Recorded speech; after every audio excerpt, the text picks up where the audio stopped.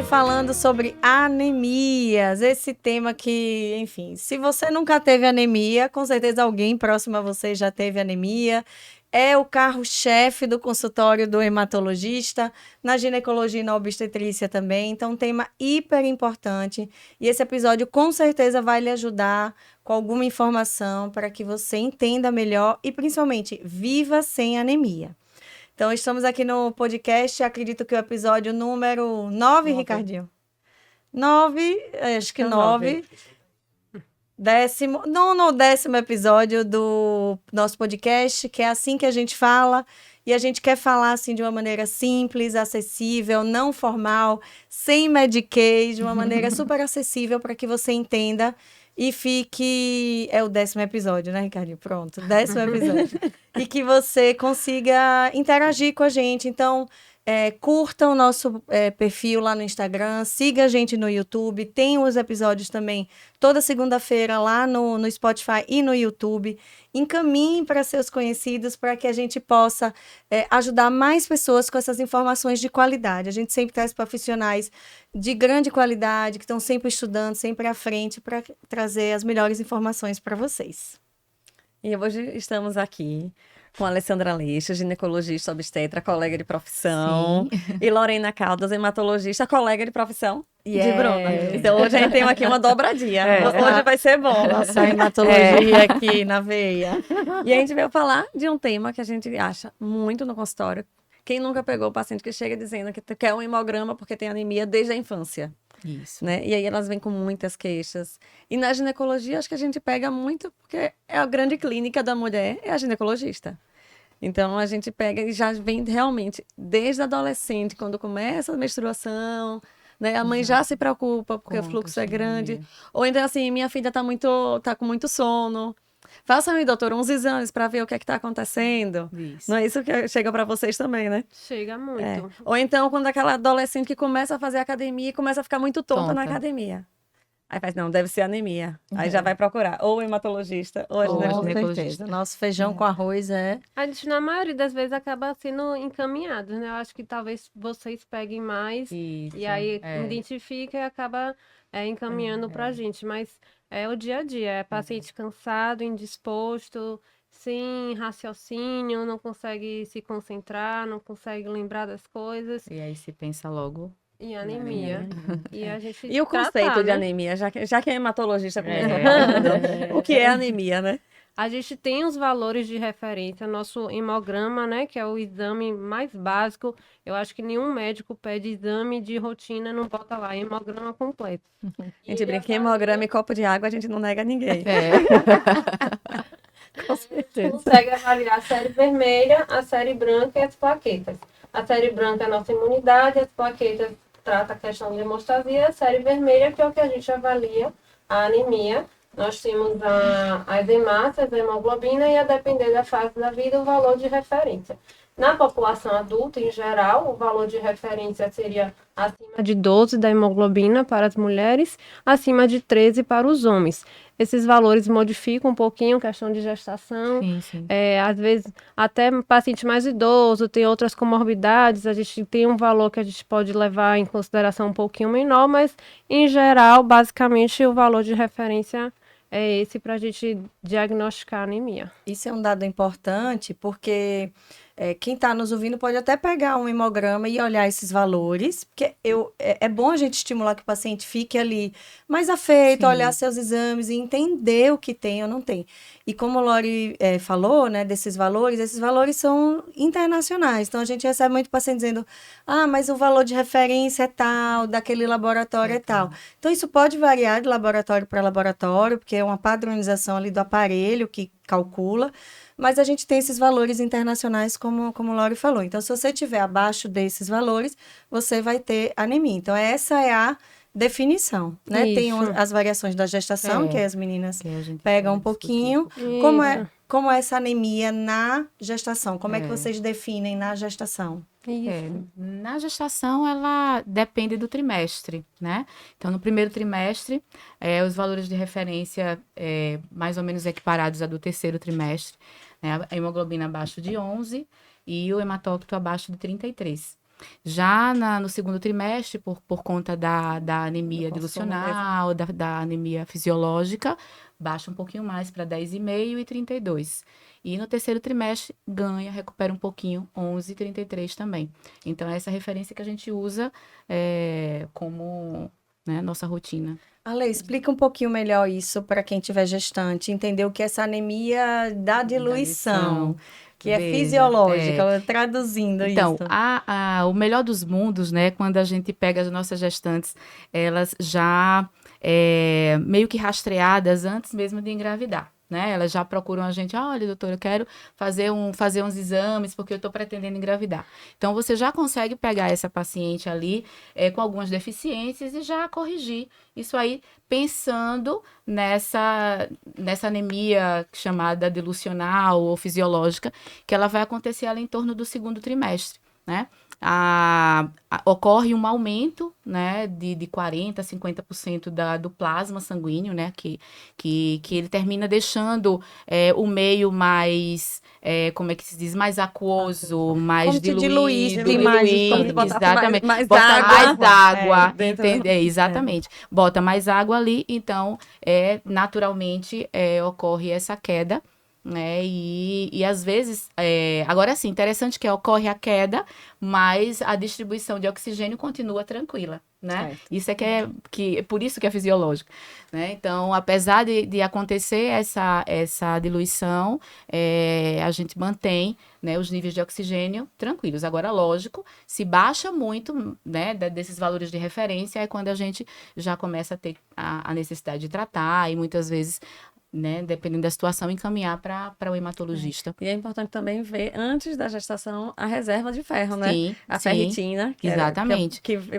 Ela acaba descendo antes da própria ferro, né? Isso. Você tem a queda da cai. ferritina, E que mostra nossa lembrar reserva que mesmo de durante a ferro. gestação, a demanda do ferro aumenta mais do que triplica. Triplica, Então, a exatamente. pessoa já entrar na gestação com deficiência de ferro, durante a gestação vai cair mais ainda, e aí pode até, vocês sabem mais do que eu, Isso. comprometer o desenvolvimento do Com bebê. certeza. E a gente, assim, complicações. tem mais ou Do menos a bebê ferritina de 70, né? Isso. Mas assim, abaixo de 20 a gente já tem indicação, né? Inclusive de encaminhar para os nossos colegas aí para fazer até as venosas, enfim, né?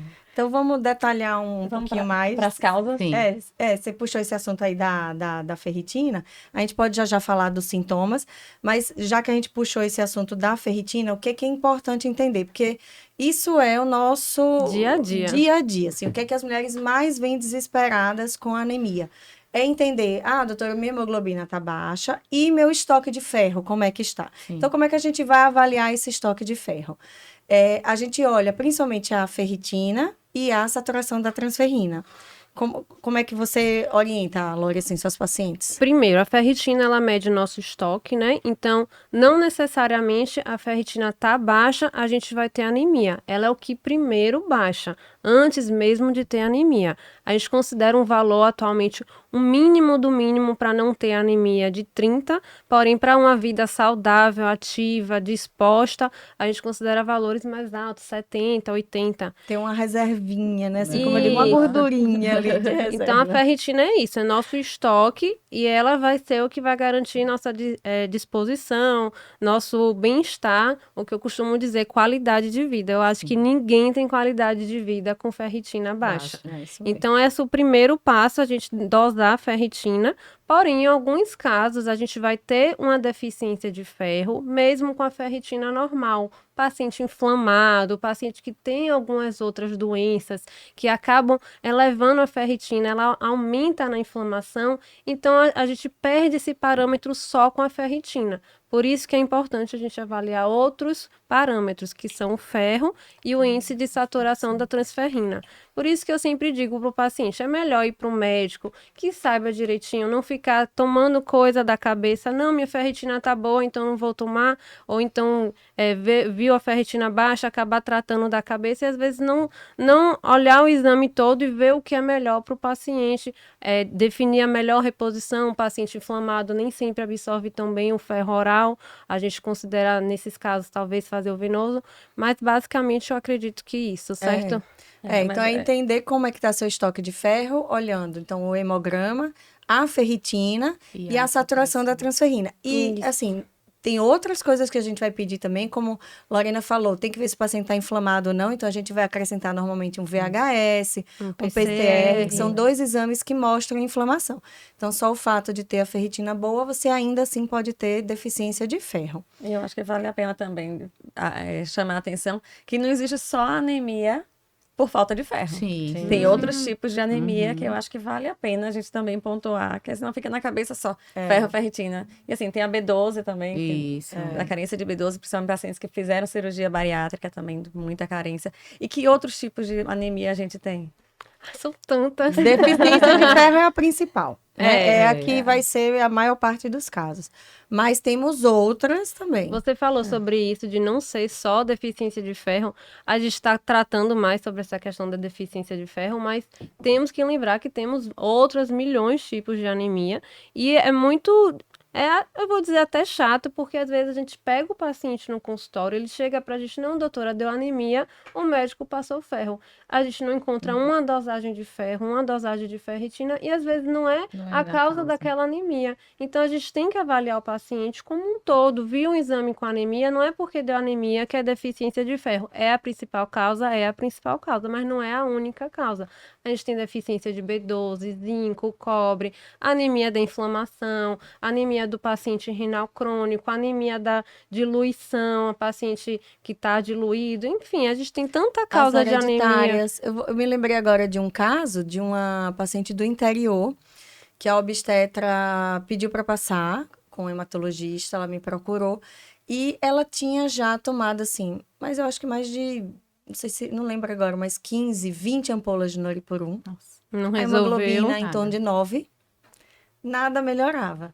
E se você visse o VCM, que é um índicezinho lá que você olha no hemograma baixinho, faz um eletroforese de hemoglobina, tá lá justificado. Então, como eu brinco com os pacientes, tem que saber a causa. Se for deficiência de ferro, você vai tratar com ferro. Se não for deficiência de ferro, você pode tomar um caminhão de ferro que não vai subir essa hemoglobina. No mínimo, é fazer a diferenciação entre microcítica e macrocítica, eu acho que é o mínimo que a gente, no geral, a gente E é importante que as outras especialidades né? vejam isso. Então, se tiver outros colegas aí assistindo, de outras especialidades, tem que entender pelo menos o VCM. Pelo menos. E investigar também falciforme, né? Aqui no Nordeste a gente Tem tem muita muita. anemia falciforme. Muita paciente. Bahia tem muita anemia falciforme. Talassemia nem é tão rara assim também, que a gente vê na eletroforese de hemoglobina, com VCM baixinho. Não é tão raro. E é engraçado que a talassemia, pelo hemograma, você olha, parece que é deficiência de ferro. Exato. Aí o paciente já vem tomando e não resolve. É, o VCM baixo, né, que é o principal. Aí, às vezes, você vai ver lá o RDW, que é um pouquinho mais alto. E aí você vê que o paciente está tomando ferro e não melhora, né? Ou então o estoque de ferro tá bom. A gente tá falando aqui esses valores, assim, VCM, RDW, mas você pode olhar lá no hemograma que tem esses valores lá. Sim. E ajudam o médico a entender. Então, olhar todos aqueles parâmetros, aqueles valores que tem lá na série vermelha do seu hemograma, ajudam a gente a já dizer, olha, provavelmente aqui você nem vai precisar de ferro. Isso. Mas, lógico, a gente tem que dosar. Então, é importantíssimo esses 3 principais exames, né, que a gente falou do diagnóstico. Puxando um pouquinho agora dos sintomas. Na obstetrícia, é normal que as pacientes sejam já cansadas, porque a gente não cansa, né? A própria progesterona já deixa todo mundo como meio a blues. gente entender o que pode ser de sintomas de anemia, e aí vem o principal, que é por deficiência de ferro, mas englobando aí todas as anemias. Como é que vocês monitoram isso? Você pontuou bem em relação a essa queixa principal, que seria a letargia, a moleza, a fraqueza. Ela é muito confundida, né, pelo boom de progesterona, que ocorre principalmente ali no primeiro trimestre, enfim. Mas um sintoma, assim, que é muito característico e que a gente tem que monitorizar, quando a paciente chega para você, doutora, eu tô extremamente cansada. Doutora, eu não tô conseguindo me concentrar. Eu tô tendo umas palpitações que eu não tinha antes, né? Eu tô tendo... aquele aceleramento do coração. O coração acelerasse, assim, do nada. Então, a gente já... Ou seja, o coraçãozinho ali querendo compensar realmente, né? Provavelmente aí esse débito, né? Essa anemia. Então, na maioria das vezes, é a fraqueza, a taquicardia, a tontura mesmo, elas às vezes chegam até a ter síncopes, né, que é a queda mesmo, os desmaios, enfim, é o que a gente observa de mais Então, se frequente. chamar a atenção um cansaço que é desproporcional, por Desproporcional. exemplo, você não cansava para arrumar a casa, varrer a casa, mas agora tá cansando Ou ela vinha mais. bem, ou ela vinha bem, tranquila, e de repente foi fazer uma atividade física. De repente, passou mal na academia, teve a tontura ali.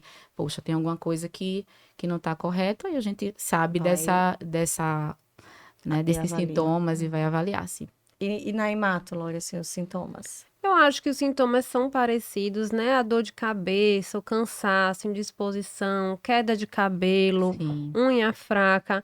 E Memória, né? o que eu gosto muito de falar sobre isso é que às vezes a pessoa acha que é assim. A pessoa acha, eu não tenho disposição para fazer nada. Fui assim. Eu nunca, não gosto de ir para academia. A pessoa às vezes não se conhece com a ferritina boa. A pessoa chega com aquela ferritina que já está há vários anos baixa e sempre achou que ela era assim, mas às vezes ela não se conhece com a ferritina boa. Eu peguei uma paciente essa semana no consultório.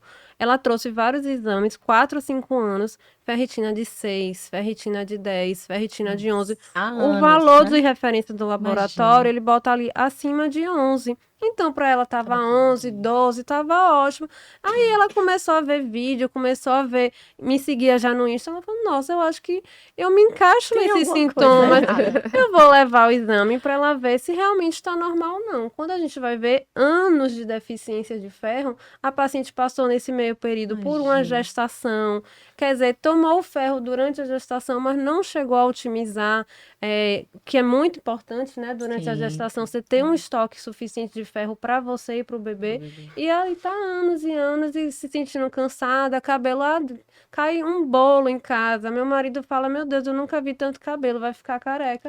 E acha que é assim, acha que é o normal dela. Entra a questão da mulher já se colocar num lugar de 1000 tarefas. O Isso. cansaço faz parte, é natural, né? Diz que eu sou a inclusive- heroína que tem 1000 Inclusive, na tarefas. gineco, a gente pega E muito. normalizar isso, né? Aquelas pacientes que dizem assim, doutora, eu tô sem libido, eu preciso de hormônio. Pois é. Quando Aí você você vai acha, mas olhar... assim, é falta de libido ou é indisposição? É. Né? Assim, É, quando porque chega você- na hora, você não quer porque tá com preguiça, porque tá indisposta, ou você realmente tá Realmente- sem desejo. E de repente, às vezes, repõe ferro e melhora a libido. O paciente melhora, vai pra academia, e aí aumenta tudo. Tudo, melhora tudo. Melhora tudo. Por isso que Não, nada doutora, até que substitui depois que uma ele avaliação. estimula, É. até que vai É, bem, eu vai- lubrifico bem, eu É. curto, mas dá uma preguiça. Dá uma preguiça. Então, gente, nada substitui uma avaliação, né? Sim. Seja com a especialidade que você for passar, com o clínico geral, enfim. Mas tem que entender aí das suas vitaminas, as principais, né? Nada também daquele A a Z que é Sim, solicitado. E os estoques de ferro, porque faz toda a diferença na qualidade de vida, né? Faz. Eu costumo. Meu lema: ninguém é feliz com ferritina baixa. Isso mesmo, Laura. Não é. Gostei do seu Gostei lema. também. Vamos Ninguém- levar isso pra gineco. Ninguém é feliz com ferritina baixa. Lá em Boa, casa, boa. meu filho de 5 anos, ele começou, no meio da brincadeira, ele faz assim, mamãe, eu vou parar para descansar um pouco. Aí eu fiz, tem alguma coisa errada. Vamos primeiro fazer um eco. Filho de médica. Fizemos o eco, coração tá ótimo. Vamos fazer exame de sangue junto. Ferritina de 7. Nossa. Oh. Aí pronto, repomos o E ferro. aí você É observa. outra criança, agora ele fica pulando no sofá, tem que ficar correndo atrás dele, pelo amor de Deus. Não dá para brincar com ferritina, tem que... Que bom. Tem que. E na gineco, né? Quais são as principais causas de carência, de perda, né?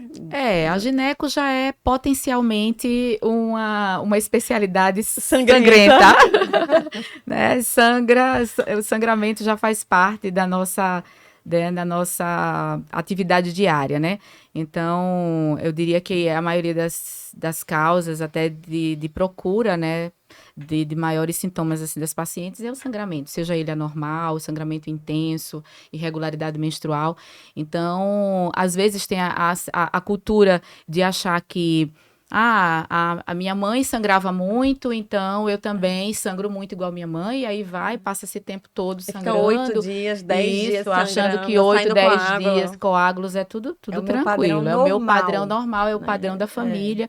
E isso segue durante vários anos e é quando a gente normalmente pega essa paciente com essas deficiências, principalmente como a doutora Lorena falou, em relação à queda de cabelo, falta de disposição, quando você vai olhar e rastrear, aí tá lá, né, anemia, e a gente tem que, na realidade, aí corrigir, né, o que tá levando a essa anemia, né, muitas vezes são sangramentos que são totalmente desnecessários, né, e investigar quais são as causas. Inclusive, é o momento que a gente tem para diagnosticar, Sim.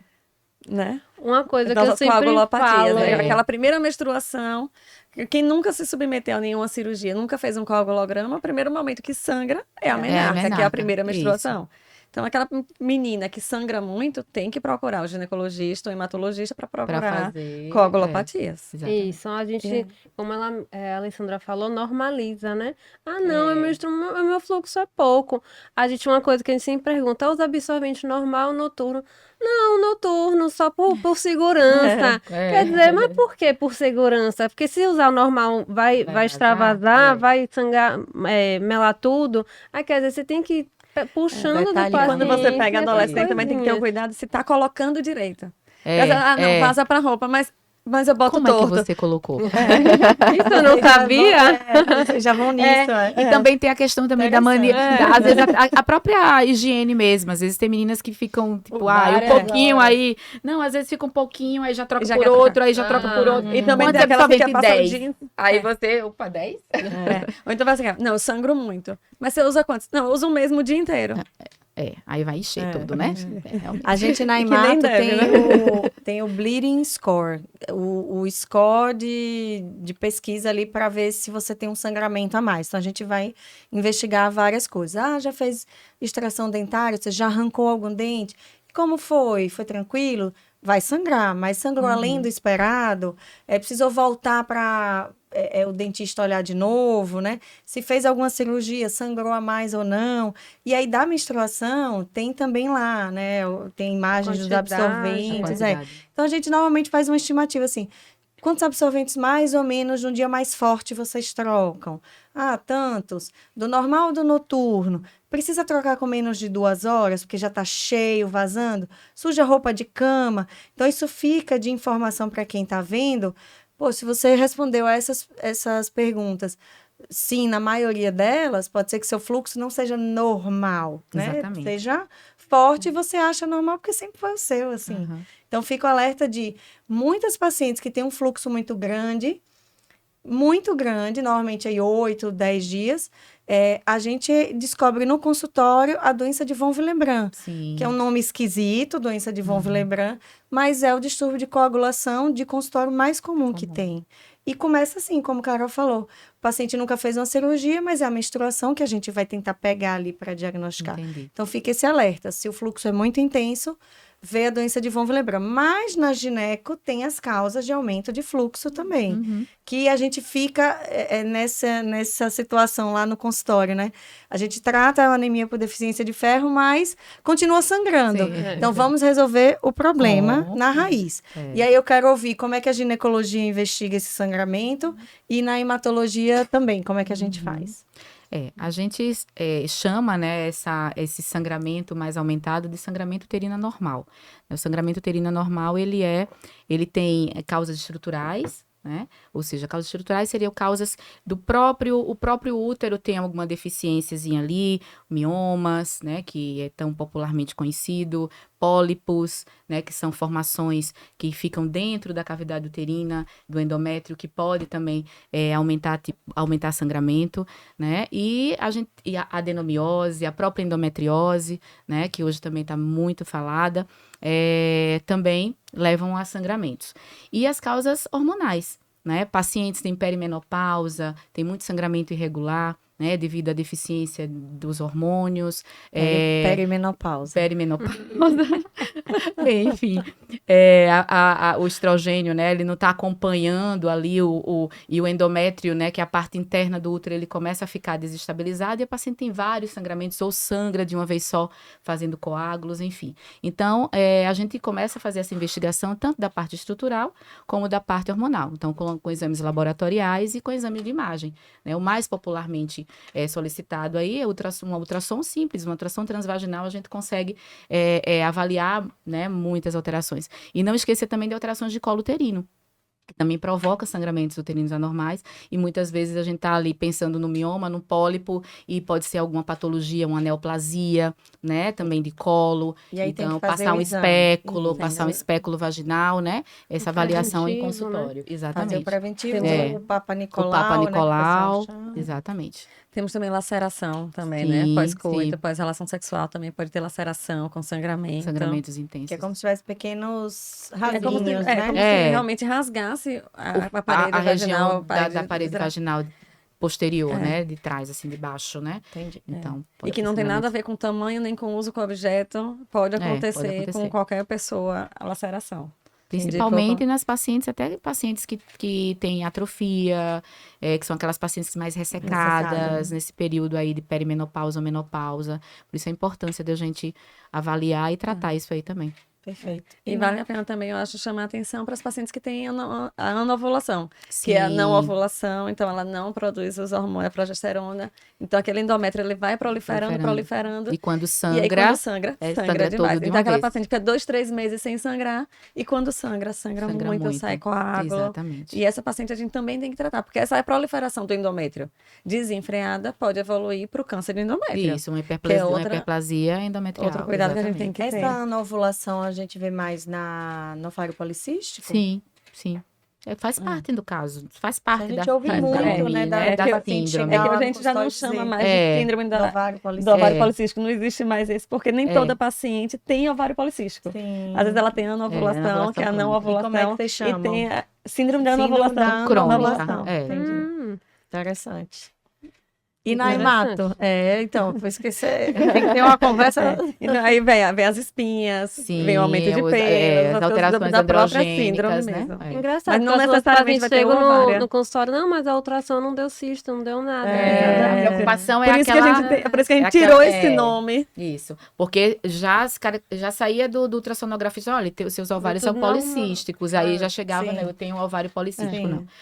Tem anovulação crônica, enfim, aí a gente vai ver as causas de tudo isso aí, né, se é metabólica, né, se é hormonal, E enfim. tem o ovário policístico, que na verdade é polifolicular. Isso, Que são as mais jovens, que tem muito folículo, ou seja, tá cheio de folículos para engravidar. E que na imagem do ultrassom elas aparece aparecem, várias. E aí elas saem com a ideia de que tem ovário policístico. E na verdade ela não tem. Então, a antiga síndrome do ovário policístico hoje se chama síndrome da Da anovulação. anovulação. Interessante. E na hemato? Eu acho que a hemato tem que andar junto, né, com o gineco. Chega o paciente que menstrua muito, a gente tem que afastar essas causas que vocês falaram e partir para o, sim, né, afastou tudo, partir para investigar as hemofilias, como você falou, a doença de von Willebrand. Eu acho que não, o principal vão ser as causas ginecológicas, Sim. é o que a gente o vê, carro-chefe. é o mioma, é o pólipo. E o que eu costumo falar para o paciente é que a mulher é um balde furado. A gente come ferro todo dia, se alimenta bem, mas todo mês a gente perde na menstruação. Então tem que ter esse acompanhamento conjunto com o ginecologista, nesse caso, porque se não tratar a causa do que está levando à deficiência de ferro, ou mioma, ou pólipo, ou alguma outra causa, a gente vai resolver a deficiência de ferro, mas ela vai voltar a acontecer. sim, sim. Então é algo que vai ser sempre está acontecendo se a gente não for na causa. A gente fala muito isso, né? Deficiência de ferro não é a causa, é uma consequência de algo. No E caso, tratar é a parte mais fácil. O mais Isso. difícil é a gente ir na raiz do Isso, problema. na causa. E gera muita frustração. Então, a maioria das pacientes normalmente vem dizendo, mas já tratei, voltou, já tratei, voltou. Então, o nosso estímulo aqui é para que você entenda qual é a causa por que você está De que tá sangrando. E é como acontecendo. ele tá falando, né? E aí, se podendo tratar a causa, algumas mulheres realmente vão menstruar. A gente não vai achar nenhuma doença hematológica, talvez não tenha nenhuma causa ginecológica. Pode ser realmente o Sim. dela mesma, e É. menstruar um pouquinho a mais, e, enfim, Às nesse vezes caso. até pelo volume do útero. Mulheres que já tiveram muitos filhos. A multiparidade, é. né? Aquela Então, o útero paciente ele vai mais aumentando, 3, então 4, se o útero tá maior, ele tem mais endométrio, então ele vai sangrar sangrar mais. mais, demorar mais a Algumas contrair, pacientes né? falam isso, né? É. Depois do filho, a menstruação aumentou. Exatamente. Interessante, é. É importante ficar claro isso, né? Assim, quem já teve filho. Agora, isso não quer dizer que você pode sangrar muito. O aumento do Você, às volume vezes, esteja aí. demora mais realmente a fazer essa contração, né? E a paciente também sangra Na um pouco mais. dúvida, buscar a orientação aí da ginecologia, obstetrícia, se for alguma pra gente coisa, ver né, as que não se causas. resolva lá, aí o hematologista É, pode eu acho investigar, que como o- ela falou, essas doenças hemorrágicas que podem ter alguma questão com a sua Distúrbio de coagulação, exato, isso. né? E outra crença que antigamente tinha é que você tinha que menstruar todo mês Sim. para tirar aquele sangue sujo, Velho, sangue. impuro, Meio que impuro. do corpo. E hoje a gente já sabe que as mulheres podem ficar sem menstruar, desde que seja com medicação, né? Que a gente seja Isso. programado para a gente fazer a atrofia do endométrio e não a anovulação, que o endométrio fica proliferando sem sangrar. Isso aqui não pode. E você, Ela, como é que você lida com essa paciente que está sangrando, já fez investigação com o hematologista? Você deixa essa paciente sem sangrar, sem menstruar? Deixo, porque Hematologista Adoro. Eu deixo primeiro por conta de Porque eu todos sou esses. suspeita, eu já não sangro, acho que desde o meu Ai, último parto eu já não sangro. Deixo até por conta de tudo isso que a gente conversou aqui, né? A mulher, ela tem que estar ativa, multitarefas, né? Eu tenho que trabalhar fora, eu tenho que me concentrar, eu sou provedora, enfim, né? Cuidar dos meninos. E se você não estiver bem, se você estiver lá com ataque cardíaco quando vai para academia ou quando vai subir a escada com o filho correndo atrás de uma bola, a tontura. né? A tontura. Ai, que- Então, assim, se você puder coibir, né? Ou seja, tirar mais um problema, né, minimizar, né, Sim. tantas coisas aí que acontecem com a mulher, a gente faz isso. E isso só tem a agregar, né, o tratamento. E você que Só- tem muita... Só uma observação disso, porque eu já me preocupo de quem está ouvindo, de dizer assim, mas se eu parar de menstruar, isso não é normal, para onde Isso. vai esse sangue, fica preso, né? Eu queria que vocês pontuassem isso, como é que vocês lidam aí no consultório, porque é uma coisa que eu ouço muito, né? E com certeza é uma preocupação, mas eu posso ficar sem menstruar? Gente, assim, sempre isso é uma coisa discutida com o paciente, né? Lógico. Se a paciente disser, eu quero menstruar Isso. todos os A meses, gente- Até porque senão ao vai ficar fazendo respeito o à beta-HCG, decisão. que é o exame de Todo gravidez mês. todo É. mês. Então, assim, tem que ser uma paciente bem orientada, Isso. que seja uma coisa de comum Eu acordo. digo sempre assim, que a gente explicar, conversar bem com o paciente da gente, a gente não perde tempo. A gente ganha, porque a gente ganha, Perfeito. a gente ganha em informação, em tempo de qualidade com ele, e aí ele vai sair ali tranquilo. Se a vizinha chegar e disser, esclarecido, se a vizinha chegar e disser assim, não, como assim você vai ficar sem menstruar, né? Não, mas a minha doutora me explicou, ela demorou lá na consulta 1 hora me explicando, Tem que explicar o porquê. me explicando que meu endométrio, que é essa partezinha de dentro do útero, ele vai ficar quietinho, não vou sangrar, e não vai ter problema nenhum, entendeu? Meus ovários vão continuar ali, né? Eu não vou bloquear meus ovários, eu vou continuar com minha função estrogênica, né? Continuando minha libido, tudo certinho, e eu só vou parar de menstruar. Então, é algo que eu digo sempre. Não é um sangue sujo que tem que sair. Pois é. Então, simplesmente ele não aconteceu. Pelo contrário, inclusive tem algumas culturas que usam o sangue da menstruação como fertilizante para plantas. Então não é um sangue ruim, Não é é. um sangue bom que a gente tá perdendo. E outra coisa, você tem muita adolescente, tem muita gente do esporte, né? Tem muita paciente com esporte. E que aquelas pacientes que são corredoras de rua, que perde o pace, perde, né, desempenho. Sim, desempenho no por período conta menstrual. da menstruação. Pacientes que fazem natação, que às vezes, Isso. né? Bailarinas, né?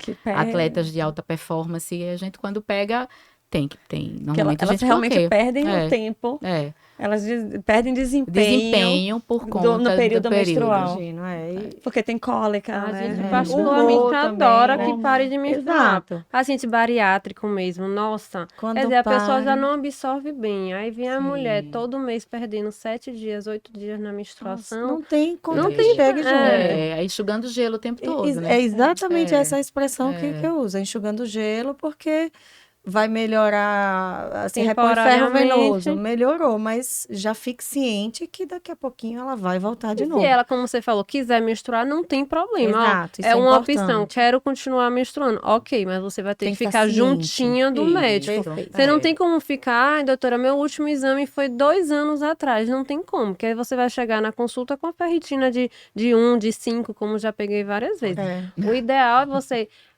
optou por manter a menstruação, ok, mas a gente vai manter os exames perto, certinho, Isso, tem que ter a regular, para a gente responsabilidade, tratar né? É. antes de chegar até a anemia. Tratar antes, na Isso. deficiência de ferro, na ferritina baixa, mesmo sem anemia. Sim. Perfeito, muito bem pontuado, é isso mesmo, é respeitar a decisão da paciente e deixar ela consciente, olha, nesse caminho, continuar menstruando, talvez a gente vá sempre precisar Sim. fazer ferro, mas se parar, tem algumas vantagens, como essas que vocês falaram, e a gente vê na prática, a ferritina faz isso, É, né? vai lá para cima. Aí às vezes para de fazer mesmo, necessidade de tomar ferro em comprimido, ou ferro na veia.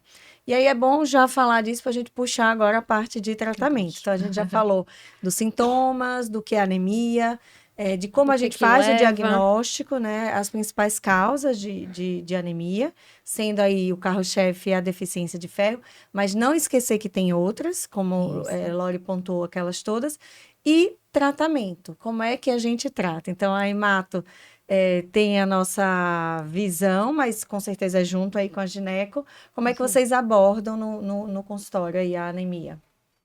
Então, como Carol falou logo ali no início, né, que nós, ginecologistas, somos os clínicos, né?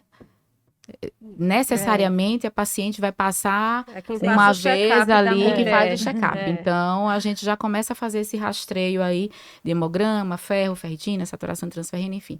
Quando a gente pega uma paciente que está dentro dos níveis aceitáveis, como a Lorena falou logo no início, a gente vai muito também pelo sintoma, né? Se a paciente tá ali com os níveis aceitáveis, não tem sintoma, tá com a reserva boa, tranquilo.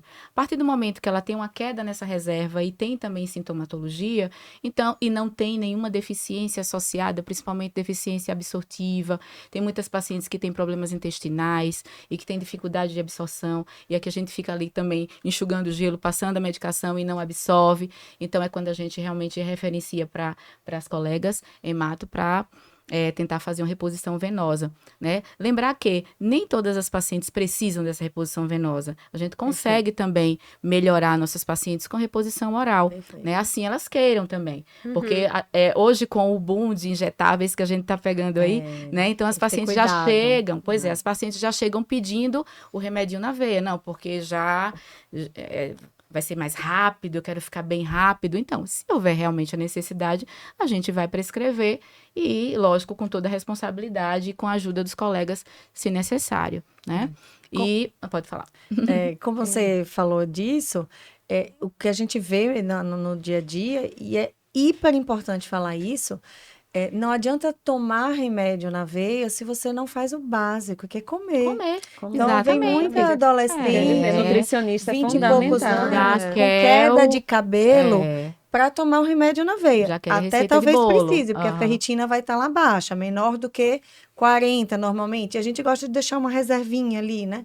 Então, até cabe às vezes o ferro na veia, mas se você não come ferro, você não vai ter ferro. Então, a gente precisa corrigir todos esses Deficiência. outros pontos. Não é também. e a gente sabe que a maior causa, né, de anemia ainda é por esse a motivo, carência, né? A gente tá falando aqui na gineco de sangramento e tal, mas a gente sabe que as nossas pacientes também, muitas delas não não se alimentam bem. E lembrar daquela dica da vovó que realmente é fato, a vitamina C Sim, ajuda na absorção do ferro. exatamente. Então, colocar alguma fruta mais cítrica no almoço, que é A refeição que a laranja gente... de sobremesa. de sobremesa, exatamente. que é a refeição que a gente mais ingere, né? O É, ferro, normalmente, isso. que entra carne vermelha, né? As folhas. Então, colocar uma fruta cítrica no almoço realmente ajuda muito. Então, a Eu acho que ajuda é de um bom nutricionista do seu lado. Até ou para avaliar intestino também, né? Isso, para avaliar a questão de E absorção. nós mulheres, né? em geral, a gente come pouca proteína. A gente tem que, às vezes, parar até para pesar, porque é comum a gente bota aquele prato de almoço, feijão, arroz, a verdura, a salada e um pedacinho de frango para acompanhar. Então, às vezes, eu oriento até a paciente a pesar. Pese quanto é que você está botando, Isso. tente botar alimentação rica em ferro no café da manhã, no almoço, no jantar, de noite, né? Comer uma macaxeira com frango, tentar variar para a gente poder, como você falou, ter uma alimentação saudável e não ficar à base de reposição ou oral ou venosa, depender do caso, mas o mais importante é a alimentação. Exato. Tomar Aquela cuidado paciente que também. diz assim, mas eu como feijão todo dia. E tomar cuidado também com essas com pacientes também com dietas diferenciadas, né? Tem Sim. pacientes que são veganas, tal, Restritivas demais, bem né? restritivas, e isso aí também é outro ponto de uma boa anamnese, a gente conseguir, né, buscar isso aí da paciente, porque tem muitas pacientes que não ingerem carne vermelha, e a gente sabe que carne O vermelha é a hemato maior, recebe, né? né, maior Muita fonte, né, de ferritina e a carne vermelha ainda. Tem mais ferro do que feijão, né? Tem mais É, ferro. eu ia falar agora, É. eu sempre pergunto. E aí deixa a pergunta aqui.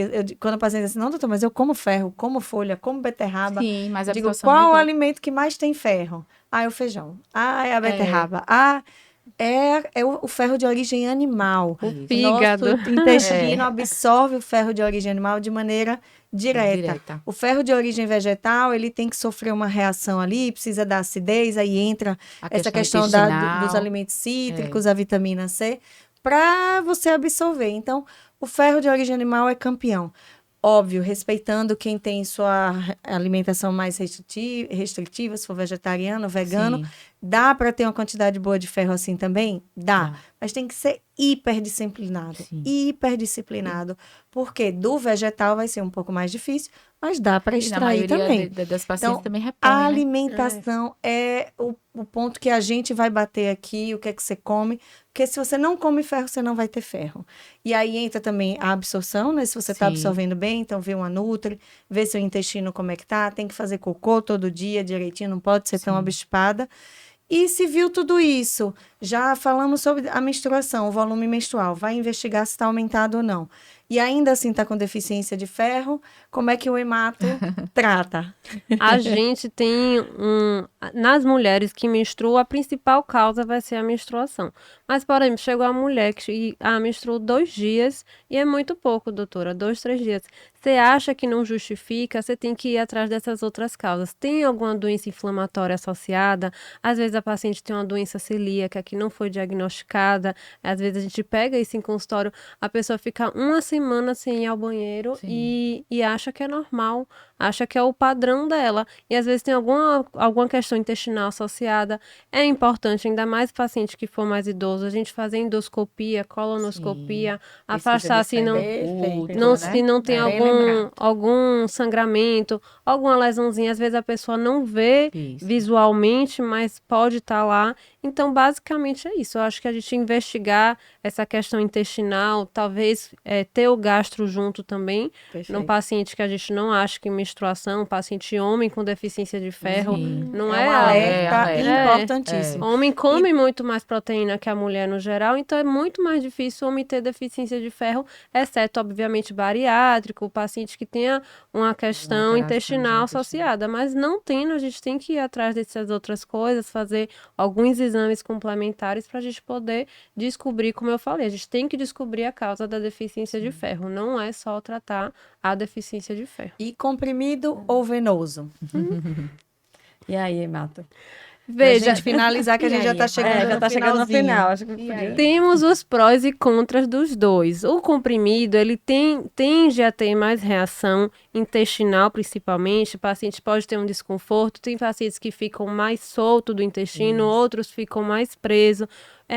Tem essa questão, a gente não sabe quanto o paciente vai absorver. Cada paciente pode absorver uma quantidade diferente, então não é previsível a resposta ao ferro oral, tem essa questão, e tem o ferro venoso, que é um medicamento bom, a maioria dos pacientes não vão ter reação, tem uma parcela que vai ter um tipo de reaçãozinha ali da infusão do ferro venoso, mas também é algo que a gente tem que explicar ao paciente. Como você falou, tem muito questão de popularizar a infusão, porque às vezes é realmente mais rápido, mais efetivo, mas a gente tem que ver também o que o paciente prefere. Tem paciente que às vezes não quer, o meu comprimido tá bom, faço meu tratamento tranquilo, sabendo que a reposição com o ferro oral tende a ser entre 3 a 6 meses.